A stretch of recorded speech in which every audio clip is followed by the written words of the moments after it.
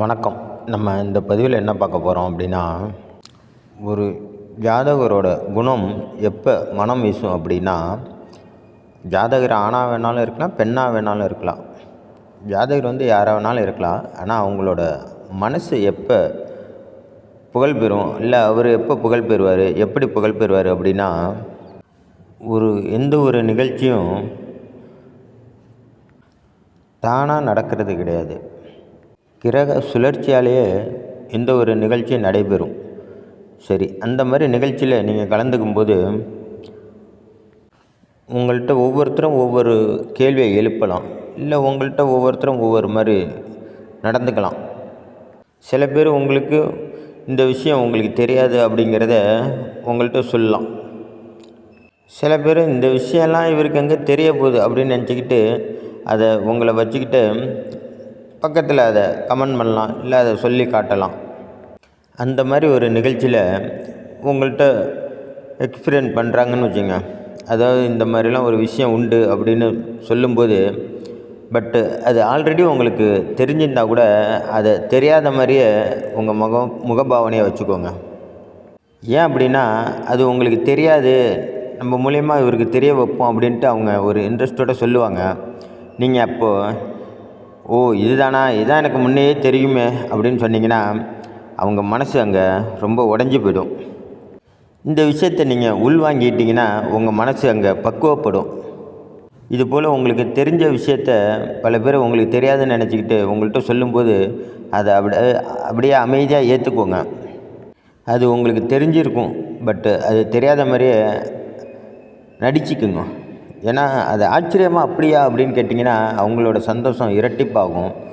அவங்கள்ட்ட இன்னும் நீங்கள் நிறையா கற்றுக்கலாம். எடுத்த உடனே இந்த விஷயம் தானே எனக்கு தெரியும் போ அப்படின்ட்டிங்கன்னா அங்கே அவரோட மனநிலை உடைஞ்சிரும்.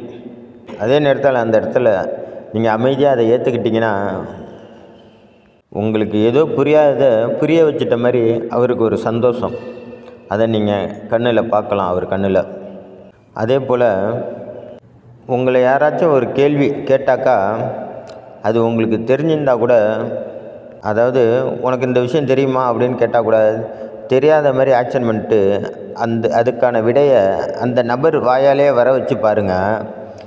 அப்போது நீங்கள் நினைக்கிற அந்த விடையும் நீங்கள் நினைக்க சொல்ல வந்த விஷயமும் அவர் சொல்கிற விஷயமும் ஒத்து போணுச்சு அப்படின்னா நீங்கள் பிற்காலத்தில் நல்ல புகழ் அடைய போகிறீங்கன்னு அர்த்தம். இது சுய பரிசோதனை உங்களுக்கு.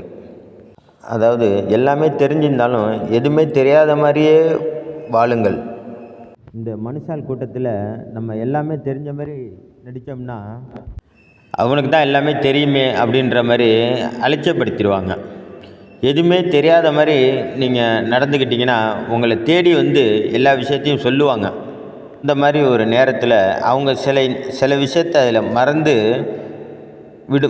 அந்த விடுபடும்போது அதை நீங்கள் எக்ஸ்பீரியன்ஸ் பண்ணி அதை சொன்னீங்கன்னா அப்போ தான் அவங்களுக்கு உங்களோட அருமையும் பெருமையும் புரிய வரும். சரி, உங்களுக்கும் இவரும் பெரிய விஷயாலி தான் அப்படின்றத அவருக்கு பொட்டில் அரைந்த போல் தெரியப்படுத்தலாம். அதனால் எப்போதுமே டக்குன்னு நம்மளோட ஞானத்தை அவங்களுக்கு கொடுத்துடக்கூடாது. முதல்ல அவங்கள பரிசோதனை பண்ணிவிட்டு அவங்களுக்கு அது கம்மியாக இருக்கும் பட்சத்தில் நம்ம தெளிவுபடுத்தலாம், தப்பு கிடையாது. அதனால் நிறைய கேளுங்க, மற்றவங்களை பேச விட்டு அதை உள்வாங்கி நிறையா கேட்டு மூளையில் பதிய வைங்க. குறைவாக பதில் சொல்லுங்கள். குறைவாக யார் பதில் சொல்கிறாங்களோ அவங்க நிறைவான வாழ்க்கையை வாழ முடியும். வாய் நிறைய நமக்கு எல்லாம் தெரியும்னு யாரெல்லாம் ஆர்கியூமெண்ட் பண்ணுறாங்களோ அவங்க வாழ்க்கையில் குறைவாக தான் வாழ முடியும். அவங்க வாழ்க்கை குறைவான ஆயுள் அல்ல. மற்றவர்கள் அன்பை பெறுவதில், மற்றவங்களோட இவர் சந்தோஷத்தை பகிர்ந்து கொள்வதில், மற்றவர்கள் உணர்வை புரிஞ்சு கொள்வதில், இந்த மாதிரி மற்ற முக்கியமான விஷயங்கள்லாம் இவரோட வாழ்க்கை தரம் கம்மியாக தான் இருக்கும். குறை குடம் எப்போதும் கூத்தாடிக்கிட்டே தான் இருக்கும். நிறை குடம் என்றைக்கும் தழும்பாது. குறைவாக பேசுபவர்கள் எப்போதுமே நிறைவாக பேசுவாங்க. இந்த மாதிரி நிறைய விஷயங்களை உள்வாங்கி குறைவான விஷயங்களை மட்டுமே வெளிப்படுத்தக்கூடிய ஜாதக அமைப்பு எப்படி இருக்குன்னு அடுத்த பதிவில் பார்ப்போம். நன்றி, வணக்கம். நல்லதே நடக்கும்.